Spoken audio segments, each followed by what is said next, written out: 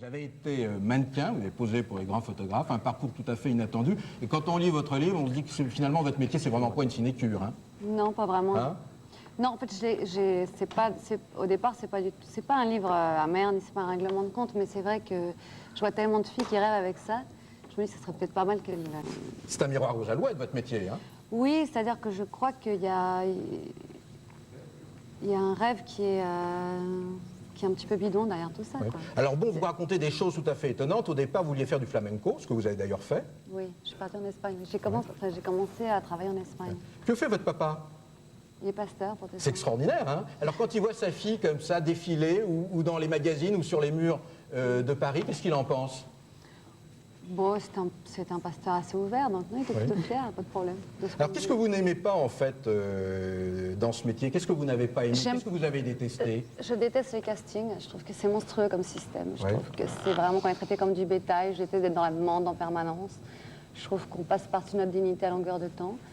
Par contre, j'aime le travail en privé avec le photographe, il y a des vrais moments de grâce. J'aime le fait de voyager, j'aime... le fait, oui, d'interpréter, quoi. Mais ça reste toujours dans l'image, c'est ça qui est dommage. On a une image curieuse des mannequins, on les voit. Pourquoi les mannequins, ça on pourrait demander à un psychanalyste, si on n'a pas là, ils sont toujours avec une sorte de nounours dans les avions, c'est top modèle. Vous avez remarqué ça? Oui, je crois que c'est plein de choses. Il y a une idée de... Il y a un manque de vie affective terrible pour la mannequin, parce que comme on est tout le temps dans l'immédiat, dans le déplacement, il n'y a pas vraiment de vie affective. Et puis il y a une image comme ça, on s'aime bien soi-même. Ou la petite fille qu'on était, peut-être. Alors vous dites des choses assez graves, parce que vous dites dans ce métier, la parole donnée n'existe pas. Oui, c'est vrai. C'est vrai, ça? Pour une fille de pasteur, c'est très dur, parce que c'est vrai que bon, d'abord, j'ai commencé par accident, j'aurais jamais pensé faire ça, mais pour moi, la parole, c'est quelque chose, quoi. Et c'est toujours quelque chose encore aujourd'hui, même si on m'a trompé 10 000 fois. Et vous n'avez pas une très grande tendresse pour les rédactrices de mode, hein, quand elles vous reçoivent et qu'elles vous regardent comme ça?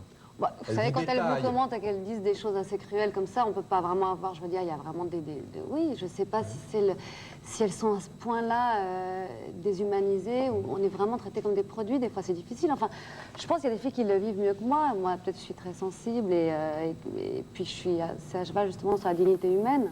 Alors, différent du narcissisme. Oui. Alors, vous dites finalement, aujourd'hui on demande aux stars, c'est pas du talent qu'on leur demande, c'est une perfection plastique. Oui, c'est-à-dire que moi, quand j'ai travaillé, c'était pas tout à fait... Ils cherchaient plus des gueules, quoi. Des filles qui avaient une personnalité, qui savaient incarner, qui savaient changer de la montée de caméléon.